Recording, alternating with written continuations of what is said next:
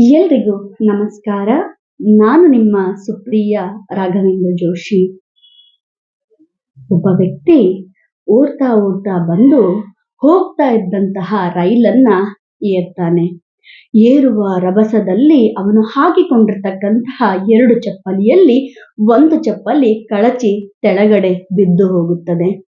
ಅವನು ಕ್ಷಣ ಕೂಡ ಯೋಚಿಸದೆ ಇನ್ನೊಂದು ಚಪ್ಪಲಿಯನ್ನು ತೆಗೆದು ಜೋರಾಗಿ ಹೊರಗಡೆ ಎಸೆದು ಬಿಡ್ತಾನೆ.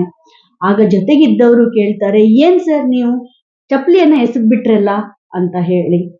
ಆಗ ಆತ ನಗುತ್ತಾ ಉತ್ತರ ಕೊಡ್ತಾನೆ, ಈಗ ಬಿದ್ದಿರೋ ಚಪ್ಪಲಿ ಅಂತೂ ನನಗೆ ತೆಗೆದುಕೊಳ್ಳಕ್ಕೆ ಆಗ್ತಾ ಇರಲಿಲ್ಲ, ಹಾಗಾಗಿ ನಾನು ಇನ್ನೊಂದು ಚಪ್ಪಲಿಯನ್ನ ಎಸೆದರೆ ಆ ಜೋಡಿ ಚಪ್ಪಲಿಗಳು ಕೂಡ ಯಾರಿಗಾದರೂ ಉಪಯೋಗಕ್ಕೆ ಬರಲಿ ಅನ್ನುವ ಉದ್ದೇಶದಿಂದ ನಾನು ಆ ಚಪ್ಪಲಿಯನ್ನ ಎಸೆದೆ ಅಂತ ಹೇಳ್ತಾರೆ.